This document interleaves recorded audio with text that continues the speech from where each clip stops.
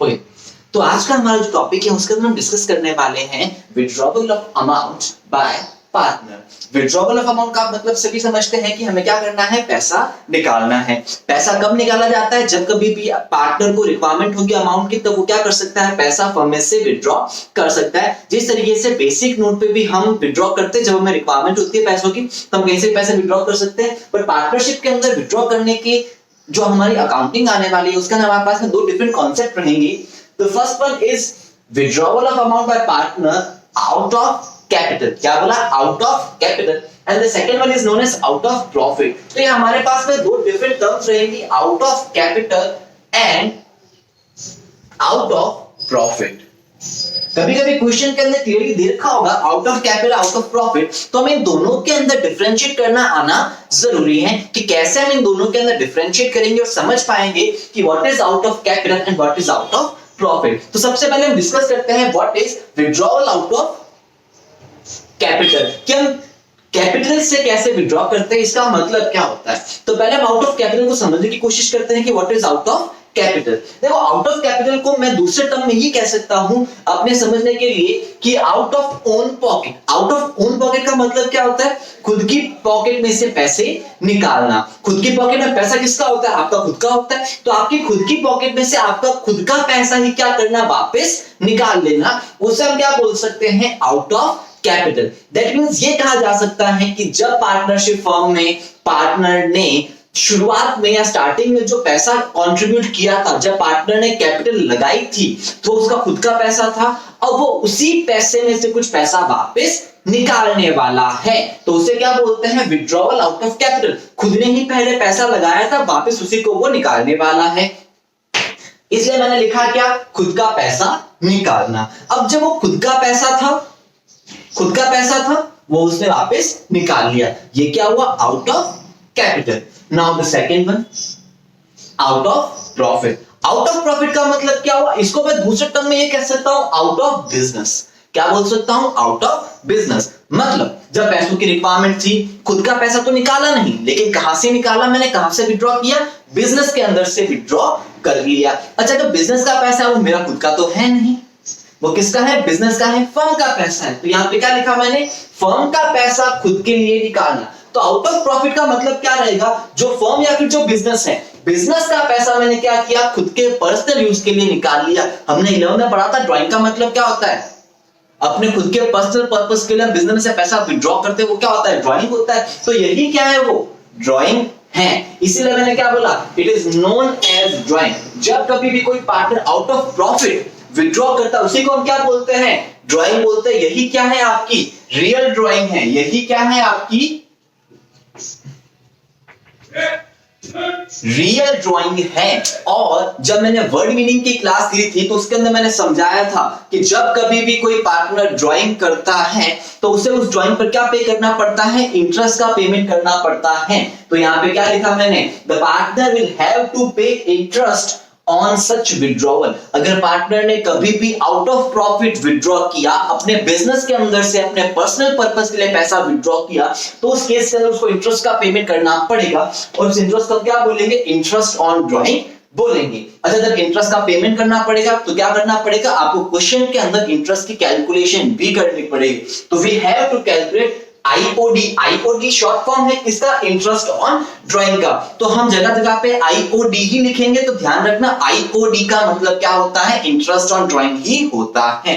अब एक बार वापस यहाँ पे आते हैं। यहाँ पर आकर हम देखते हैं आउट ऑफ कैपिटल में क्या था, आउट ऑफ कैपिटल में था खुद का पैसा निकालना। खुद का पैसा निकाला। अच्छा, वो जब खुद का पैसा था, बिजनेस का पैसा तो नहीं था ना। जब खुद का पैसा निकाला, मैंने आउट ऑफ कैपिटल विड्रॉल बोल दिया। और जब आउट ऑफ बिजनेस निकाला, उसमें मैंने क्या बोल दिया, ड्राइंग। जब बिजनेस का पैसा निकाला खुद के यूज के लिए, वो तो क्या है, ड्राइंग है। जब खुद का पैसा खुद के लिए निकाला, क्या वो ड्राइंग है, क्या नहीं, वो ड्राइंग नहीं है। तो इसीलिए मैंने क्या बोला, जब आपने खुद का पैसा निकाला वो क्या है, ड्राइंग नहीं है। अच्छा, जब ड्राइंग करी तब तो इंटरेस्ट का पेमेंट करना पड़ेगा, लेकिन क्या ये ड्राइंग है, नहीं, ये ड्राइंग नहीं है। तो क्या इस केस में इंटरेस्ट का पेमेंट करना पड़ेगा, नहीं करना पड़ेगा। तो partner will not pay any interest to the firm for such withdrawal. अगर पार्टनर ने कभी भी आउट ऑफ कैपिटल विड्रॉ किया, क्या किया, आउट ऑफ कैपिटल विड्रॉ किया, तो उस केस के अंदर पार्टनर को, फर्म को इंटरेस्ट ऑन ड्राइंग का पेमेंट नहीं करना पड़ेगा। जब इंटरेस्ट ऑन ड्राइंग का पेमेंट ही नहीं करना, तो क्या इंटरेस्ट ऑन ड्राइंग की कैलकुलेशन करनी पड़ेगी? नहीं करनी पड़ेगी। तो no need to calculate interest on drawing. तो क्या ये दोनों टॉपिक आपको समझ में आए कि withdrawal of amount by partner out of capital और out of profit. Out of capital में क्या था, खुद का पैसा था, खुद ने निकाल लिया। भाई जब मेरे जेब में पैसे पड़े हैं तो मुझे किसी की अप्रूवल या किसी की परमिशन की जरूरत नहीं है, मैं कभी भी पैसा निकाल सकता हूं। तो उसके अंदर टेंशन कुछ करना ही नहीं, बिल्कुल सिंपल सा है, कुछ भी नहीं करना उसके अंदर। लेकिन जब आउट ऑफ बिजनेस, जब मुझे अपने पापा की पॉकेट में से पैसे निकालने हैं, तो मुझे काफी सारी प्रॉब्लम्स का सामना करना पड़ेगा। जब खुद का पैसा था, खुद की जेब से निकाला, तब कोई हेडेक नहीं है, आराम से विड्रॉ कर सकते हो। लेकिन जब कभी भी आप अपने पापा की पॉकेट में जाकर पैसा निकालने वाले होते हो, तो आपको बहुत सारी कॉम्प्लेक्सिटीज का सामना करना पड़ता है, बहुत सारी प्रॉब्लम्स आती है, पापा की परमिशन लेनी पड़ती है, तो ये सब कुछ देखना पड़ता है। तो उसके अंदर थोड़ी सी दिक्कतें आती है, नहीं आती? तो यहाँ पे भी यही चीज है कि जब कभी भी आप आउट ऑफ बिजनेस विड्रॉ करने वाले हो, तो आपको कुछ चीजें देखनी पड़ेगी, इंटरेस्ट ड्राइंग देखना पड़ेगा, इसकी कैलकुलेशन भी करनी पड़ेगी, और इसकी अलग से अकाउंटिंग भी होगी। इसकी क्या होगी, अलग से अकाउंटिंग भी होगी। एंड आईओडी की अकाउंटिंग भी करनी पड़ेगी। और जब आपने कभी भी आउट ऑफ कैपिटल पैसा विड्रॉ किया, तो नो अकाउंटिंग फॉर आईओडी। तो उस केस में आपको आईओडी की अकाउंटिंग करने की जरूरत नहीं है। तो अब जो हम इसके बाद में डिस्कस करेंगे वो है आपका topic interest on drawing.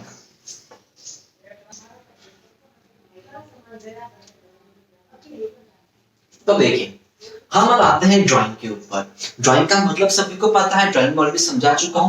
But अब जो ड्राइंग करने के तो पैटर्न्स हो सकते हैं, वो डिफरेंट टाइप के हो सकते हैं कि किस तरीके से पार्टनर ड्राइंग कर सकता है, टाइम पीरियड के बेसिस पे और अमाउंट के बेसिस पे। हम देखते हैं पहले ड्राइंग करने के दो और डिफरेंट वेज हो सकते हैं। तो पहला है आपका लंप सम और दूसरा क्या है, इंस्टॉलमेंट। पहले मैंने टॉपिक लगाया है ड्राइंग। ड्राइंग में दो तरीके से कर सकता हूं। The first one is lump sum. Lump sum का मतलब क्या होता है, एक साथ जितना भी पैसा मुझे रिक्वायरमेंट है, वो सारा का सारा पैसा एक साथ ही निकाल लूं, उसे मैं क्या बोलूंगा, मैं लंप सम ड्राइंग बोलूंगा।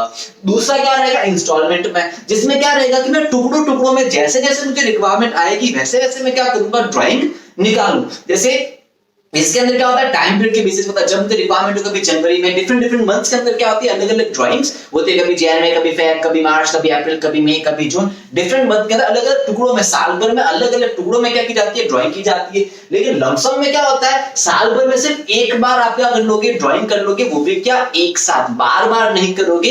एक पर्टिकुलर डेट आ जाएगी साल भर में एक बार, हम पहले से डिसाइड कर लेते हैं कि इस पर्टिकुलर डेट को पार्टनर्स मिलकर क्या करेंगे, ड्राइंग करेंगे, ताकि वो अपने ईयरली एक्सपेंडिचर्स को मीट कर सके, या फिर जो भी उनके पर्सनल रिक्वायरमेंट है उसके फुलफिलमेंट के लिए क्या कर सकते हैं, वो एक साथ ड्राइंग कर सकते हैं। ऐसा पार्टनरशिप डील में काफी बार प्रोविजन भी होता है कि हम किस एक पर्टिकुलर डेट को पैसा विड्रॉ करेंगे।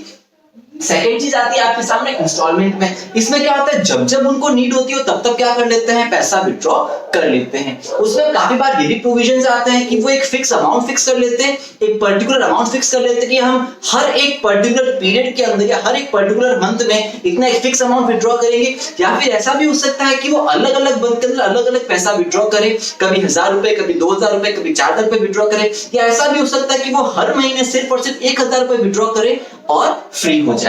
तो इस बेसिस पर हम क्या कर सकते हैं, जो इंस्टॉलमेंट वाली ड्राइंग है उसको भी समझने की कोशिश करते हैं। तो देखिए, एक था आपका लंप सम ड्राइंग, दूसरा क्या था, इंस्टॉलमेंट। इंस्टॉलमेंट को मैं क्या बोल सकता हूं, किस्तों के अंदर पैसे विड्रॉ करना या फिर टुकड़ों टुकड़ों में पैसों को विड्रॉ करना। अब जब टुकड़े टुकड़ों में आप पैसों को विड्रॉ करते हो, दो पैटर्न में विड्रॉ किए जाते हैं। The first one is equal और दूसरा क्या है, अनइक्वल। तो मैंने नाम क्या बना दिया, ड्राइंग। ड्राइंग क्या, एक है आपकी लंप सम ड्राइंग जो हम एक साथ पूरा विड्रॉ कर लेते हैं, दूसरा क्या है, इक्वल इंस्टॉलमेंट। इक्वल इंस्टॉलमेंट में क्या होता है, और द थर्ड वन क्या है आपके सामने, अनइक्वल इंस्टॉलमेंट। अब हमें इक्वल इंस्टॉलमेंट और अनइक्वल इंस्टॉलमेंट का मतलब समझना है, वो क्या है। तो आप देखोगे यहाँ पर मैंने वापस ट्री बना के इसको दो ब्रांचेस में बांटा है। ये क्या बोलता है, इक्वल, दूसरा क्या बोलता है, अनइक्वल। इंस्टॉलमेंट को दो ब्रांच में बांटा, इक्वल और अनइक्वल। अब जो इक्वल वाली ब्रांच है उसके अंदर एक बॉक्स बना है जिसमें क्या लिखा हुआ, equal amount and equal time gap. मतलब क्या, जब कभी भी आप ड्राइंग करोगे तो अमाउंट क्या रहेगा, इक्वल रहेगा। हर इंस्टॉलमेंट का अमाउंट क्या रहेगा, इक्वल रहेगा। और जो इक्वल टाइम गैप, मतलब हर ड्राइंग के बीच में जो टाइम गैप रहेगा वो भी क्या रहेगा, इक्वल रहेगा। और नेक्स्ट में क्या है आपका, अनइक्वल। अच्छा, अनइक्वल, और इसके अंदर क्या हो रहा है कि अनइक्वल अमाउंट और unequal time gap. That means जब कभी भी आप ड्राइंग करोगे तो जो आपका जो अमाउंट रहेगा वो क्या रहेगा, अनइक्वल रहेगा। जो लास्ट टाइम आपने विड्रॉ किया था उससे अलग, हर बार अमाउंट क्या रहेगा, डिफरेंट होता रहेगा। और अनइक्वल टाइम गैप, जो टाइम गैप रहेगा आपका दो ड्राइंग के बीच का जो टाइम गैप रहेगा वो भी क्या रहेगा, अनइक्वल रहेगा। जब आपने पहली दूसरी ड्राइंग करी तब शायद अलग टाइम गैप था, जब दूसरी तीसरी ड्राइंग करी तब टाइम गैप अलग हो सकता है, जब तीसरी चौथी ड्राइंग करी तब टाइम गैप अलग हो सकता है। मतलब दो सक्सेसिव ड्राइंग्स के बीच का जो टाइम गैप होता है वो हर बार क्या रहेगा, अलग रहेगा। तो इससे मुझे पता चला, हम देखते हैं कि इसका मतलब क्या होता है कि दो सक्सेसिव ड्राइंग के बीच का टाइम गैप क्या होता है। अभी हम इसको एग्जांपल की मदद से समझते हैं, पर अभी खाली ये देखो कि इक्वल के अंदर क्या होगा, अमाउंट और टाइम पीरियड दोनों क्या रहेंगे, इक्वल रहेंगे। अनइक्वल में क्या रहेगा, अमाउंट और जो टाइम गैप है वो दोनों क्या रहेंगे, अलग अलग रहेंगे। जैसे कि मैं छोटा सा एग्जांपल लेता हूं कि मैंने पहले से डिसाइड किया हुआ है कि मैं एक साथ लमसम ड्राइंग करूंगा। मतलब मैंने बोल दिया कि भाई मैंने 1 जैन 2020 को 1 लाख रुपीस विड्रॉ कर लिए। बस एक बार ही विड्रॉ किया, बार बार विड्रॉ नहीं किया, सिर्फ साल में एक बार पैसा विड्रॉ किया, वो क्या हो गया, लमसम विड्रॉइंग। तो ये क्या रहेगा आपका, एक मुश्त में लमसम विड्रॉइंग। ठीक है, now the second one case के अंदर आते हैं जिसमें मैं क्या कर रहा हूं, इंस्टॉलमेंट में पैसा विड्रॉ कर रहा हूं, जिसे मैंने डिसाइड कर लिया first day of every month ₹1000। मैं क्या करूंगा, हर महीने की 1 तारीख को 1000 रुपए विड्रॉ करूंगा। तो हर महीने की तारीख डेट क्या आती है, 1 जैन, 1 फेब, 1 मार्च, 1 अप्रैल, 1 मई से लेकर दिसंबर तक आपको सारे महीने की काउंटिंग करके देख लेनी है। मुझे क्या देखना है, हर महीने 1000 रुपए है तो क्या अमाउंट हर महीने सेम है क्या, हाँ इक्वल अमाउंट। हर इंस्टॉलमेंट का जो अमाउंट है वो क्या है, सेम है। लेकिन जो टाइम गैप है, जो टाइम गैप वो कैसे देखना है, दो ड्राइंग के बीच में। तो ये आपकी दो ड्राइंग्स हो गई, 1 जैन से लेकर 1 फेब की दो ड्राइंग्स हुई। अब जो हमें क्या करना है, दो सक्सेसिव ड्राइंग्स।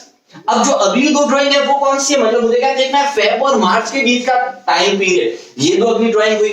फिर मार्च और अप्रैल के बीच का टाइम पीरियड, फिर क्या, अप्रैल और मई के बीच का टाइम पीरियड। इसी से मुझे पता क्या चलेगा, दो ड्राइंग के बीच में टाइम गैप क्या था। मतलब जनवरी फरवरी के बीच में गैप कितना, फरवरी मार्च के बीच में गैप कितना, मार्च अप्रैल के बीच में गैप कितना, और अप्रैल मई के बीच में गैप कितना। तो यही मुझे देखना, तभी तो पता चलेगा कि हर ड्राइंग के बीच में गैप कितना आ रहा है। तो अभी यहाँ पे मैं देखूंगा जैन फेब के बीच में गैप कितना, वही 1 month.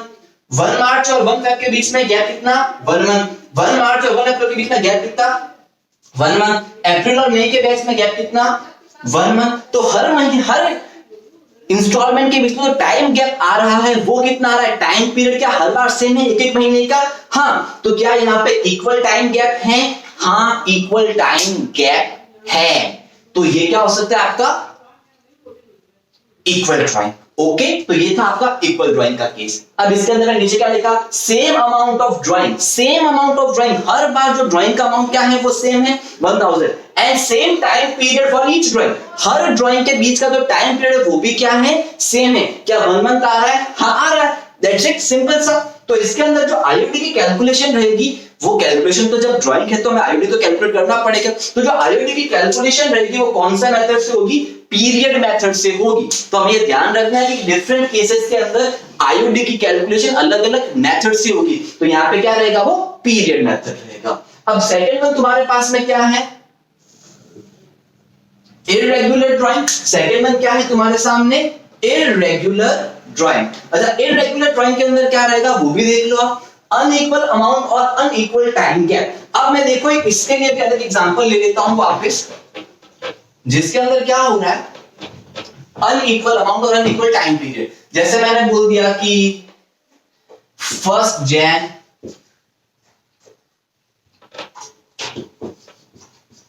1 March, 1 April, 30 June,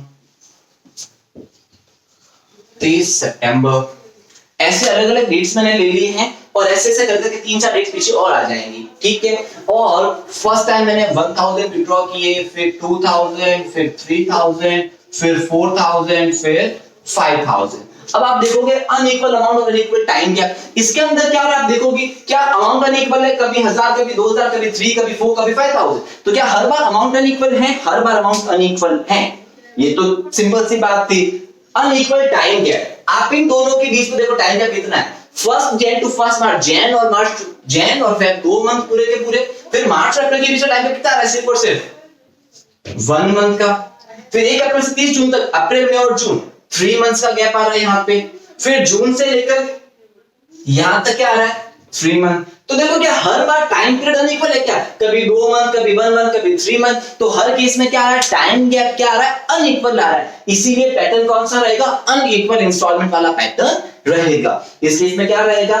every time different amount of drawing and different time period for each drawing. हर बार अमाउंट क्या रहेगा? अलग अलग रहेगा, और हर बार टाइम पीरियड भी क्या रहेगा? अलग अलग रहेगा। अब सुनो, एक बात ध्यान रखना, ये जरूरी नहीं है कि हर बार टाइम पीरियड क्या रहेगा? अलग अलग रहेगा, या हर बार अमाउंट अलग अलग रहेगा। अगर एक बार भी टाइम पीरियड चेंज हो जाता है या एक बार भी अमाउंट अलग आ जाता है तो रहेगा वो अनइक्वल। इक्वल में क्या रहेगा?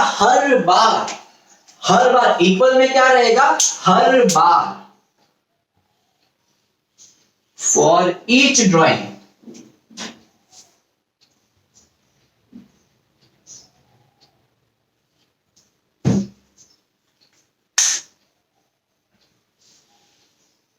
ठीक है, इसमें क्या रहेगा? हर ड्राइंग में क्या रहेगा? आपका टाइम पीरियड सेम रहेगा, तब तो वो इक्वल रहेगा। लेकिन अनइक्वल में क्या रहेगा? हर बार रहो या एक बार भी अगर आपने टाइम पीरियड चेंज कर दिया, या एक बार भी आपका क्या रहेगा? अमाउंट चेंज रहेगा, तो आपको फिर क्या करना पड़ेगा? इसको अनइक्वल के अंदर ही शामिल करना पड़ेगा, उसको अनइक्वल की कैटेगरी में ही रखेंगे। अब यहाँ पे देख लो कैसा हो सकता था कि हर बार यहाँ पे 1000 या फिर नीचे 1000 था, बीच में बार 4000 आ जाता, तो क्या अमाउंट अनइक्वल आ गया? तो ये किसके अंदर रहता? अनइक्वल में ही रहता। या फिर यहाँ पे भी क्या होता? हर बार 2-2 मंथ होते, अच्छा पहले 2-2 मंथ तो फिर 3-3 मंथ हुए, तो तुम क्या बोल सकते हो सर यार स्टार्टिंग में तो 2-2 मंथ से, फिर बाद में 3-3 मंथ से इक्वल है? नहीं, एक बार 2, एक बार 3 आ गया, ये अपने आप में क्या हो जाएगा? अनइक्वल हो जाएगा। तो ये आपको बात ध्यान रखनी है। अब जो इस टाइम हम इंटरेस्ट ऑन ड्राइंग की कैलकुलेशन करेंगे वो कैसे होगा? उसको हम क्या बोलेंगे? प्रोडक्ट मेथड से। उसकी जो कैलकुलेशन होगी वो कैसे होगी? प्रोडक्ट मेथड से होगी। अच्छा इन सभी को मैं बाद में वापस अभी समझाऊंगा, एक बार थोड़ा सा ब्रीफली डिस्कस करें, उसके बाद वापस आगे भी जाएंगे।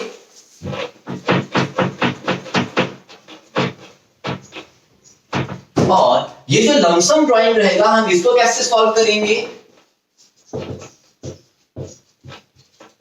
डायरेक्ट मेथड से। तो हमारे पास में आईयूडी की कैलकुलेशन करने के कितने मेथड रहेंगे? 3 मेथड रहेंगे, डायरेक्ट मेथड, पीरियड मेथड और प्रोडक्ट मेथड। इन 3 मेथड को हम धीमे धीमे वापस डिस्कस करेंगे। तो अब हम देखते हैं लमसम ड्राइंग। लमसम ड्राइंग का मतलब आपको पता है कि एक साथ सारा का सारा पैसा विड्रॉ करना होता है, और इसके लिए जो इंटरेस्ट की कैलकुलेशन है वो किस मेथड से होगी वो मैं आपको बता चुका हूं। जो आईओडी की कैलकुलेशन कहां से होगी? डायरेक्ट मेथड से की जाएगी। जो आईओडी की कैलकुलेशन है वो किससे होगी? डायरेक्ट मेथड से होगी। और डायरेक्ट मेथड का मतलब क्या है? तो यहाँ पे मैंने लिखा है डायरेक्ट मेथड में करना क्या है? इंटरेस्ट का सिंपल सा फॉर्मूला, जो इंटरेस्ट का आप बेसिक फॉर्मूला पढ़ के आते हो 9th 10th 11th के अंदर, वही वाला फॉर्मूला यहाँ पे भी अप्लाई करना है। इंटरेस्ट का फॉर्मूला सबको याद है, वो क्या होता था? Amount multiply by rate upon 100 multiply by time upon 12। ये वाला फॉर्मूला था या नहीं था? यही वाला फॉर्मूला हमें यहाँ पे भी लगाना है। तो आईओडी मतलब interest on drawing. Interest on drawing का फॉर्मूला क्या रहेगा?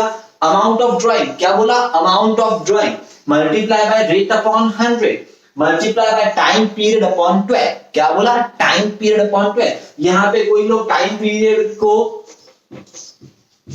मंथ भी बोलते हैं, बात एक ही है, इसके अंदर कोई डिफरेंस नहीं है। तो सिंपल सा formula amount of drawing multiply by rate upon 100 multiply by time upon 12।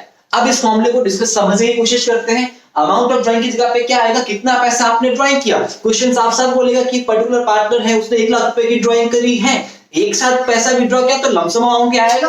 तो पूरा का पूरा 1 लाख रुपए यहाँ पे लिखो। फिर रेट का मतलब क्या होता है? Rate of interest. तो देखो मैंने क्या बोला? रेट का मतलब क्या होता है? Rate of interest. अच्छा सुनो, अब रेट ऑफ इंटरेस्ट क्वेश्चन में आपको ऑलवेज गिवन होती है, जो रेट दे रखी है वो यहाँ पे लिख लो। अच्छा रेट कैसे गिवन होती है आपको पता है, 10% पर एनम, 12% पर एनम, इस तरीके से होती है, देख लेना 12% PA या फिर 12%, 10%, 9%, 6%, ऐसे आपको लिखा जाता है, साथ में लिखता है PA। PA का मतलब क्या होता है, पर एनम। ओके, अब देखो रेट ऑफ इंटरेस्ट क्या होती है, ऑलवेज गिवन इन क्वेश्चन, आपको क्वेश्चन में हमेशा गिवन होगी, जो रेट गिवन होगी वही लिखनी है, अपने मन से दिमाग से कोई भी दूसरी रेट नहीं लिखनी है। लेकिन इफ नॉट गिवन, अगर कभी क्वेश्चन में रेट ऑफ इंटरेस्ट नहीं गिवन हो, rate of interest on drawing, ये ध्यान रख लेना, रेट ऑफ इंटरेस्ट किसका है, rate of interest on drawing है, क्योंकि क्वेश्चन में आपको और भी इंटरेस्ट की रेट मिलेगी। ये इंटरेस्ट कौन सा है, rate of interest on drawing. Interest on drawing की रेट है वो आपको लेनी होगी, क्वेश्चन में आपको काफी बार में और भी इंटरेस्ट रेट्स मिलेगी, तो मैं वो वाली इंटरेस्ट रेट यहाँ पे नहीं लिखनी है, कौन सी रेट लेनी है, इंटरेस्ट ऑन ड्राइंग की interest rate. Okay, interest on drawing वाली रेट आपको यहाँ पे लिखनी होती है। ऑलवेज गिवन क्वेश्चन, क्वेश्चन में गिवन है तो चुपचाप लिख दो, लेकिन कभी क्वेश्चन में नहीं गिवन हो तो क्या करोगे, if not given then no need to calculate IOD, उस केस में आपको आईओडी कैलकुलेट करने की रिक्वायरमेंट ही नहीं है, इंटरेस्ट ऑन ड्राइंग कैलकुलेट नहीं करना है। दैट मींस आईओडी क्या रहेगा, वहां पे आपका जीरो हो जाएगा। तो रेट अपॉन 100, 100 हमेशा फिक्स रहेगा। रेट पे क्या लिखना है, इंटरेस्ट ऑन ड्राइंग पे क्या रेट लगने वाली है वो लिखने, क्वेश्चन में दे रखा है तो वो लिख दोगे, अगर क्वेश्चन में गिवन नहीं हो तो नहीं लिखना है। नेक्स्ट, टाइम पीरियड अपॉन 12, 12 हमेशा फिक्स है, लिखना ही लिखना है। टाइम पीरियड का मतलब क्या, तो यहाँ पे देखो टाइम पीरियड का मैंने मतलब समझा दिया वापस। टाइम पीरियड का मतलब क्या, डेट ऑफ ड्राइंग से 31 मार्च तक का time period. Date of drawing, जिस दिन आपने ड्राइंग करी उसे क्या बोलेंगे हम, डेट ऑफ ड्राइंग, कि पर्टिकुलर पार्टनर ने किस डेट को पैसा विड्रॉ किया है, जिस दिन भी उन्होंने पैसा विड्रॉ किया उस दिन की डेट क्या थी। मैंने 1 जनवरी, 31 मार्च, 1 फरवरी, या कभी भी जो पैसा विड्रॉ किया है वो वाली डेट आपको क्वेश्चन में दे रखी होगी कि पर्टिकुलर पार्टनर ने 1 अप्रैल को पैसा विड्रॉ किया, तो वो डेट आपको गिवन होगी। उस डेट से 31 मार्च, 31 मार्च का मतलब क्या होता है, ईयर एंडिंग की डेट, ईयर एंड, उस डेट से लेकर ईयर एंड की डेट क्या थी, 31 मार्च, 31 मार्च तक का टाइम पीरियड। जैसे कि मैं आपको बोलूं कि पर्टिकुलर पार्टनर ने 1 अगस्त को पैसा विड्रॉ किया, तो टाइम पीरियड क्या लेना है आपको, डेट ऑफ ड्राइंग 1 अगस्त से 31 मार्च, 31 मार्च टू 31 मार्च, इसके बीच का टाइम पीरियड क्या रहेगा, अगस्त, सितंबर, अक्टूबर, नवंबर, दिसंबर, जनवरी, फरवरी, मार्च, दैट इज आपका 8 मंथ। तो यहां पे टाइम पीरियड की जगह पे मुझे क्या लिखना है, 8 लिखना है, काम खत्म। क्या बात समझ में आई। तो यहाँ पे डेट ऑफ ड्राइंग से लेकर 31 मार्च, डेट ऑफ ड्राइंग क्वेश्चन में गिवन होगी, बढ़िया बात है, लेकिन फिर भी वापस एक बार डेट ऑफ ड्राइंग को समझ लेते हैं। क्या date of drawing, information given, question के अंदर इंफॉर्मेशन गिवन है तो क्या करना है आपको, डेट ऑफ ड्राइंग की मदद से वो टाइम पीरियड निकाल लेना है। आराम से निकाल सकते हो ना, जैसे मैंने भी बताया, डेट ऑफ ड्राइंग क्वेश्चन में गिवन होगा, उससे लेकर 31 मार्च तक का टाइम पीरियड। 2-3 एग्जांपल सॉल्व करके देखेंगे तो अपने आप समझ में आ जाएगा।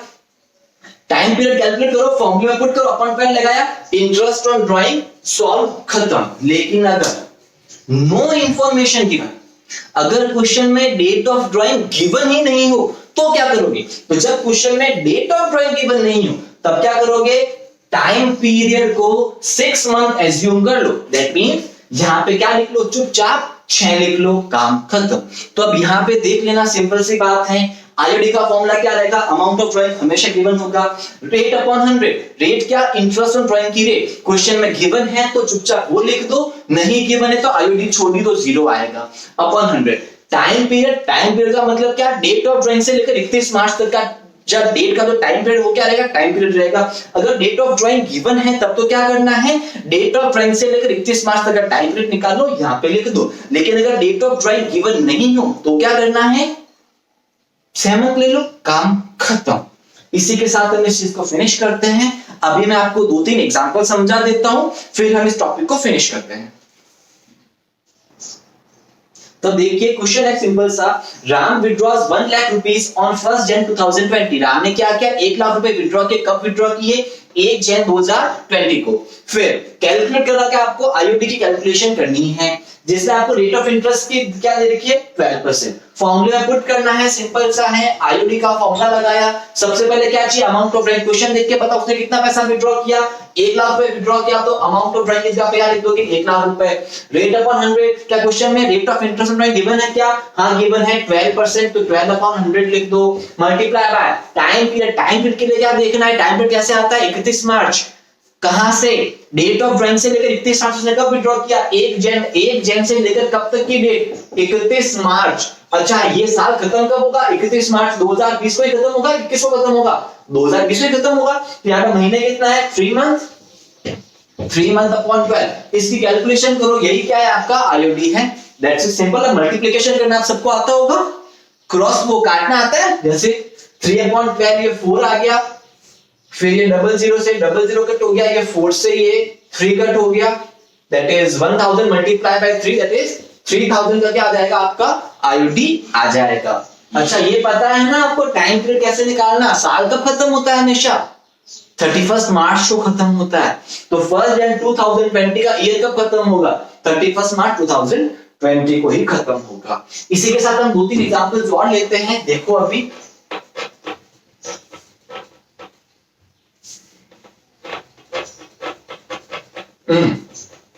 ये सिंपल सा राउंड विड्रॉ 1 लाख रुपए कैपिटल आईओडी। अब इसमें क्या करना है आपको, वापस वही अमाउंट लेना है 1 lakh rupees multiply by rate आपको गिवन है 12 अपॉन 100 मल्टीप्लाई, क्या टाइम पीरियड गिवन है, नहीं गिवन है तो क्या लेना है आपको 6 अपॉन 12। अब इसको आप आगे सॉल्व कर सकते हो। वैसे ही अगर इस केस के अंदर आपको आईओडी की रेट गिवन नहीं हो, या फिर अब यहाँ पे आपको डेट गिवन थी भले 31 12 20, अब डेट भले ही गिवन हो बट आपके पास में क्या रेट गिवन है, क्या रेट नहीं गिवन है, तो आईओडी तुम्हारा क्या आएगा 0 आएगा। तो हमने सारे केस सिंबल से ब्रीफली डिस्कस कर लिए हैं। टाइम पीरियड निकालना आपको आना चाहिए, अगर किसको टाइम पीरियड निकालने में दिक्कत है तो वो तो हमने यहाँ डेप्रिसिएशन वगैरह की कैलकुलेशन में सबने 11th के अंदर सीखा हुआ है, तो हम टाइम पीरियड सब लोग निकालना इजीली बता सकते हैं। दैट्स इट, ये हमारी क्लास यहीं पे खत्म होती है। इसके बाद जो नेक्स्ट क्लास होगी उसके अंदर हम क्या करेंगे, इक्वल और अनइक्वल ड्राइंग के बारे में डिस्कस करेंगे।